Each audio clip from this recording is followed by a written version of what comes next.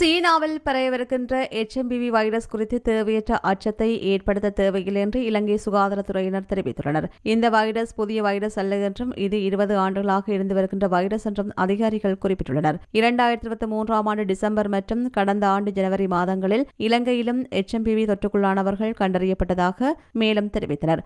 மேலும் கடந்த வருடம் கண்டியில் இந்த வைரஸ் தொற்றுக்குள்ளானவர்கள் கண்டறியப்பட்டதாக சுகாதார திணைக்களம் குறிப்பிட்டுள்ளது. ஊடகங்களில் தேவையற்ற அச்சமும் பீதியும் எழுந்துள்ளது.